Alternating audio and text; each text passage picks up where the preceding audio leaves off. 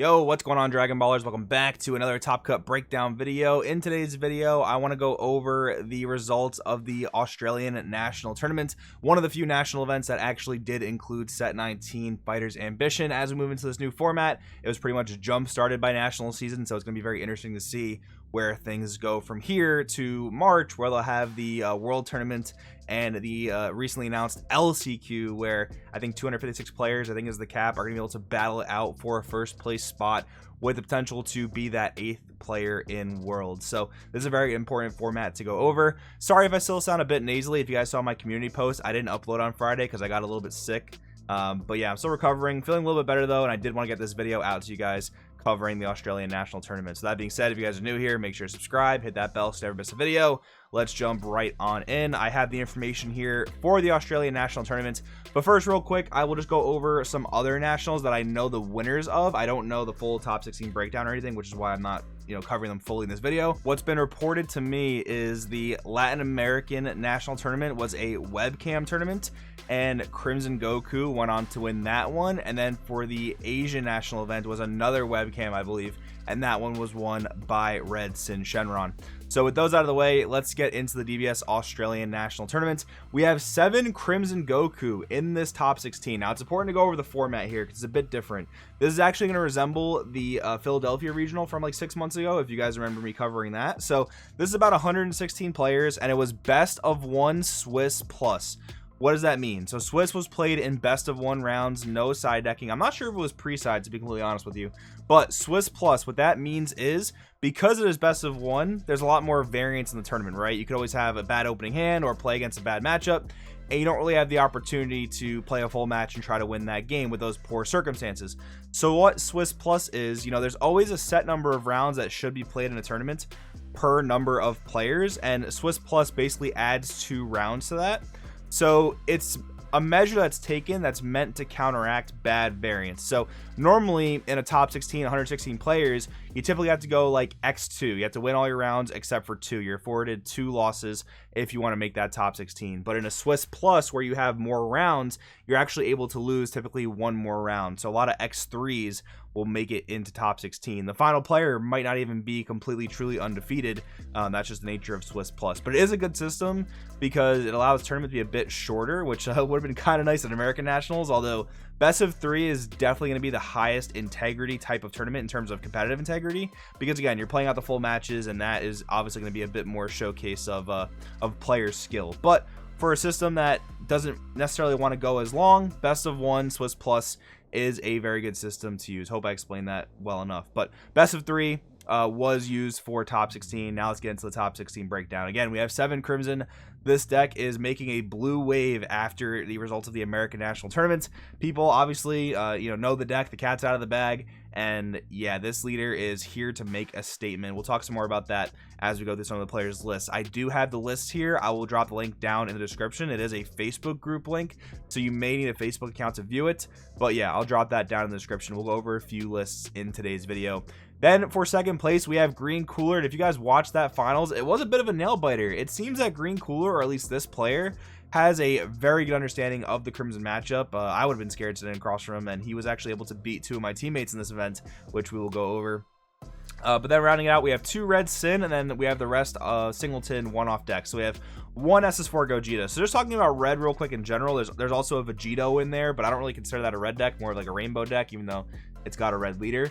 But yeah, not nearly as much red representation as you might expect, even compared to North American Nationals. Now, of course, this is only top 16, not a top 32, so there's a much smaller sample size to consider there, but this is a very blue-heavy top 16. Then we have Gohan Superhero. This is the first top for the deck that I have seen. Again, I'm not sure if it topped Latin America or the Asian national tournaments, but Gohan Superhero finally makes a splash. We'll go over that profile in today's video as well. We have the Rainbow Vegito. We have Yellow Trunks Vegeta, which also actually managed to place very high at American Nationals. And then we have a Blue Soul Striker, believe it or not. That's going to be a real interesting one to look at, just the comparisons between that and Crimson, because it was kind of looked at as, or Crimson was kind of looked at as Soul Striker Light when it first got revealed. but then they errated Soul Striker into a situation where it can't awaken very easily. So now Crimson just seems to be the by far better leader, but we'll see what the Soul Striker build has going for it. And then we have one Gamma rounding out this top 16. So let's get into some of the deck lists. We have the first place list here. Yeah, this tournament was invaded by some Americans, man. We have Robert Rizzi taking first place here at the Australian National Tournament, taking a gander through his list. We have the Tapion engine up here featuring the Trunks, which allows you to bottom deck a sand on your board and search out a Tapion. Notice it does not have to be a Tapion battle card, so you can search either a Unison or the 4-drop Spirit Boost Tapion that Robert included in his deck here. And this card's really cool. I think the only downside in this deck is that it's not a sand, which is sometimes important. But yeah, if your sand count is adequate, then this card's insane. 1 energy, draw a card, double strike. Very similar to Goku Black, but obviously it's like an offensive card, and it can trigger the Spirit Boost on your Unison, which is kind of cool. But yeah, 2 Goku Black, I don't know, man. This card's so broken. I feel like it's 3 to 4 of, but I mean, who am I to argue with the first place list? 2 Golden Avenger, of course. For the super combo split, we got to kind of track our eyes here. We have 1 Zeno right over here where my mouse cursor is, and 3 Vegeta Disciplined Warrior. I was not playing Zeno at Nationals, but I really do like this in the kind of more long-range mid-game version. But if you notice the SCR choice here, it's Gohan Beast. So with that in mind, I think you should be thinking more of like turbo kill as fast as possible, because Gohan does actually open up some turn 3 kill potential. But I mean, to each their own. Everyone's going to play the deck a bit differently, and that's a huge thing about Dragon Ball is play style, right? Another cool inclusion is SS Bardock's Spirit Resonance, another way to trigger the Spirit Boost on your Unison. But this card is good in general because you're able to get multiple swings with your leader, and that's going to be good for playing around certain floodgates, like Flying Nimbus, for example, or Forbidden Power for playing against yellow. This can give your leader multiple swings, and it doesn't fall prey to the limitations that those extra cards put on you, right? As far as the rest of this goes, anything that stands out in particular that's rather interesting? Not so much. I do actually have a thought about Group Leader Pilaf, which I'm assuming the bottom layer here is a side deck. But yeah, Pilaf, I wonder if it's as good if you're not playing Boo Unison. I mean, Pilaf's insane with Boo because you can always counterattack, remove barrier, and then spin whatever it is with Boo. This card still does combo well with Realm of the Gods, but I mean, obviously that only really affects 2 drops, right? And I guess maybe there are some cards you could hit with like Goku Black if they're 4 or less, but yeah, it's an interesting tech without Boo Unison in my opinion. I was kind of pondering that myself actually just yesterday when I was building my new version of Crimson for locals. But yeah, I don't know. Very interesting build though. Lots of cool tech. Crimson I think has a big ways to go in terms of like full optimization. And then, of course, I got to shout out my teammate Marcus, who ended up in the top 16 of this tournament. He, on a very last-minute decision, decided to go to Australia, travel like 20 hours back and forth, flying, obviously. And he managed to crack top 16. This is his updated Crimson build, and it's pretty different. One thing to notice here is SS Gohan Wrathful Awakening. This is a card that I do actually wonder if he regrets it in hindsight. I told him I didn't think the card's very good, but he wanted to try it out. It does lend to the more aggro plan of the deck, and again, this is what I was talking about just a minute ago, where if you're playing Gohan Beast, you do have an opportunity to kill a bit faster. So a 1-drop 19k dual attacker is kind of interesting. I do have to give him that. But yeah, we have some interesting choices here. We actually bumped the Vegeta Savior of the Future to the main board. Again, that kill potential, that aggro potential. Marcus is trying to cheese very early wins. And then for our Unison lineup, he decided to go with something a bit different. He's only playing 2 Boos, and he's trying out 1 Tapion. Honestly, this ratio is pretty random, so I don't really get it, but I do know why he wanted to chop down on Boo Unison. And that is because, again, of that faster game plan where he wants to kill quicker, so a 4 energy Unison is not necessarily super proactive for his game plan. But yeah, this is his updated list for anyone who wanted to see. I do also want to shout out our Australian teammate, Jack, who I'm pretty sure played a very similar, if not the exact same build as Marcus, and he actually managed to go on to the top 4, again, with very similar builds. So big shout outs to Jack for sure. All right, next up, we're looking at the second place Cooler list. If you ask me, I would never thought that Cooler was going to take second place at a national event in a million years, but I will say Green does seem to match up quite well into Crimson. I lost to it in top 32 of American Nationals. Marcus lost to it in top 16 of this Australian tournament, and it was a very close game in the finals. I think Jack, I'm not sure if Jack played against his deck, but he might have also lost to this. But regardless, it does seem that Green is matching up very nicely into Crimson. Now, looking through this main board, the Unison lineup seems pretty standard. I haven't played this deck myself in quite some time. I actually was a big player, or was a big fan of playing this deck back towards like the Philly regional era. But yeah, we have 3 of the Gohan rare, which is just so good. Like just 1 card, Murder, a Boo Unison. We have the Fated Rivals package, so this is seeming to round out as like more of a quote-unquote generic green good stuff deck, which is really strong. I mean, again, we always talk about this, like green is just getting better and better generic cards, but it's just going to take the right deck and archetype to kind of wrap it into one and make it as good as it can be, and this might be the deck for that, to be honest. But yeah, the Fated Rivals package, the Gohan rare, the Cell Max SCR, we saw this card get put to great use in this deck on stream. Again, if you watch the stream games, there were some really crazy turn 3, turn 4s where Frieza Newfound Might would come down, swing for that dual attack triple, and then 1 Energy Cell Max, clean up with a quad strike. How do you defend all that? How do you effectively defend 2 30k triple strikes and then a 40k quad strike on top? That is really hard. Follow that up with obviously Leader Swing, maybe Dark Broly SCR. That's a lot of stuff to have to defend. And then we have the Soul Striker list. I did want to take a look at this.